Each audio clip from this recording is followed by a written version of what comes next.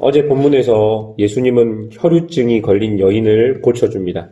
혈루증이란 병은 부정함을 옮길 수 있는 부정한 병인데 그 여인의 부정함이 예수님께는 전염되지 않고 오히려 예수님의 정결함으로 그 부정함을 정결하게 해주신 사건이 어제의 사건입니다. 그런데 그 혈루증 걸린 여인을 치료해 주는 과정에서 시간이 지체되었고 해당장 야이로의 딸이 죽었다는 소식이 전해집니다. 35절을 보십시오. 아직 예수께서 말씀하실 때에 해당장의 집에서 사람들이 와서 해당장에게 이르되 당신의 딸이 죽었나이다. 어찌하여 선생을 더 괴롭게 하나이까? 지금 야이로의 상황을 보자면 낙심되고 믿음이 흔들리는 상황일 것입니다. 회당장이라는 자신의 신분과 체면을 버리면서까지 도돌이 랍비에게 와서 엎드리면서 자신의 딸을 고쳐달라 말했는데 곧장 자신의 집으로 가지 않으시고 혈루증 여인을 고치다가 시간이 허비되어 자신이 사랑하는 딸이 죽게 되었기 때문입니다. 여러분, 그러니까 우리에게 어떤 문제가 있습니다. 우리가 하나님께 열심히 기도했습니다. 지금 이 문제는 하나님이 도와주시면 금세라도 해결할 수 있는 문제처럼 보였습니다. 그런데 우리가 아무리 기도해도 하나님께서는 응답이 없으시고 그 응답이 더디셔서 그 문제가 더 커져버린 것이죠. 이제 도저히 이 문제를 해결할 수 없을 정도로 문제가 커져버린 것입니다. 여러분, 이럴 때 우리는 믿음의 시험을 받게 되는 것입니다. 그런데 여러분 36절을 보십시오. 36절입니다. 예수께서 그 하는 말을 곁에서 들으시고 회당장에게 이르시되 두려워하지 말고 믿기만 하라 하시고. 여러분 36절을 보면 문제가 엄청 커졌음에도 불구하고 예수님은 아직 포기하지 않으셨습니다. 예수님은 낙심하지 않으셨습니다. 예수님도 야이로의 딸이 죽었다는 소식을 사람들을 통해서 들었습니다. 상황이 더 나빠졌고 문제는 더 커져서 해결할 수 없게 되었다는 것을 이미 사람들도 알았고 예수님도 그 이야기를 듣고 알았습니다.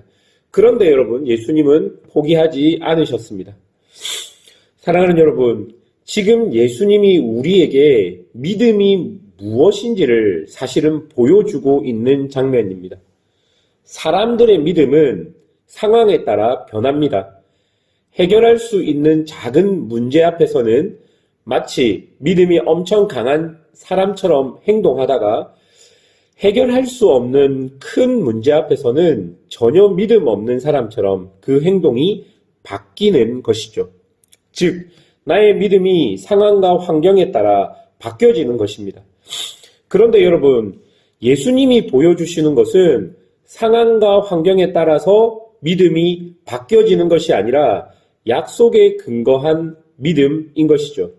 이미 예수님은 야이로에게 그의 딸을 고쳐주겠다고 약속하셨습니다.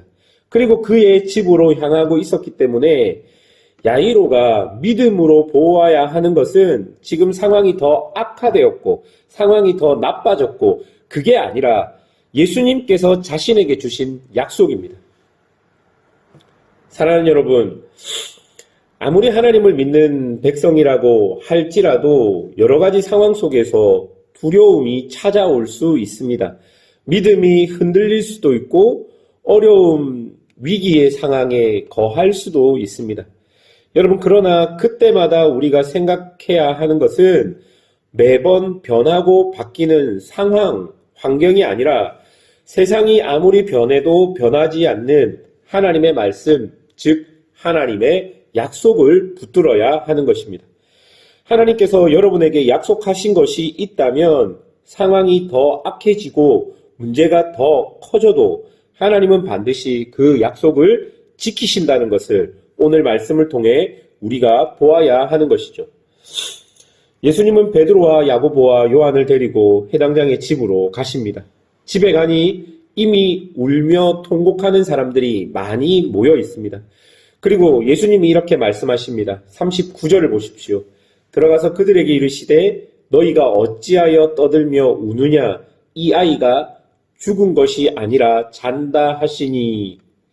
여러분, 이 예수님의 말씀에 40절 처음을 보면 뭐라고 기록되어 있냐면 그들이 비웃더라라고 기록하고 있습니다. 여러분, 우리의 믿음이 흔들리는 또 다른 이유는 주변의 소리들 때문입니다. 주변의 상황만 보면 이미 딸은 죽었습니다. 그리고 우는 소리가 들리는 걸 보니까 이미 장례식이 시작될 쯤 되었던 것 같습니다.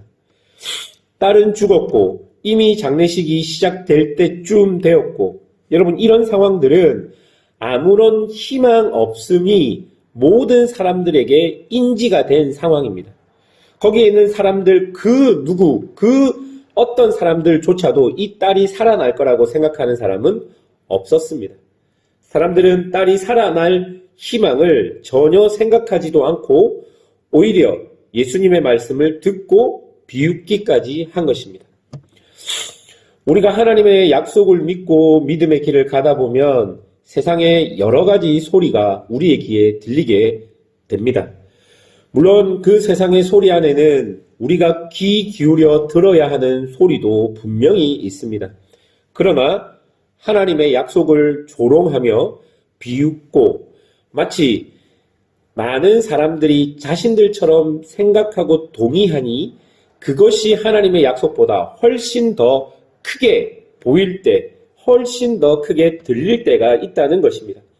그런데 오늘 본문이 이런 상황을 우리에게 보여주면서 우리에게 이야기하고자 하는 것은 너희는 어떤 소리를 들을 것이냐라는 그 질문을 우리에게 던져주고 있는 것입니다. 이런 여러 목소리가 우리를 혼란스럽게 할 때 도대체 우리는 어떤 소리를 들어야 하냐는 그 말인 것이죠. 우리가 믿음으로 세상을 살다 보면 여러 가지 소리가 우리에게 들립니다. 모든 상황들이 그 믿음 없는 소리들이 맞다라고 이야기할 정도로 상황도 변해져 가고 있습니다. 그러나 하나님의 약속은 그렇지 않다라고 말할 때 너희는 어떤 것들을 더 신뢰하고 의지할 것이냐를 지금 본문이 우리에게 묻고 있는 것입니다.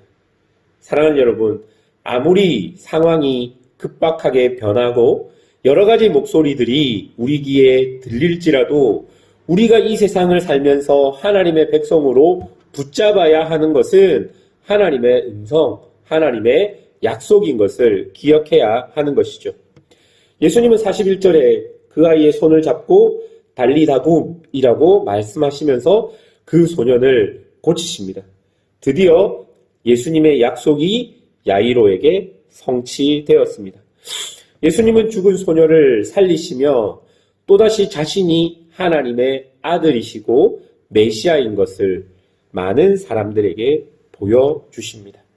사랑하는 여러분, 믿음은 상황의 변화도 많은 사람의 소리에 의하여서도 흔들릴 수는 있습니다. 그러나 여러분, 믿음의 주체는 사람이 아니라 하나님이십니다.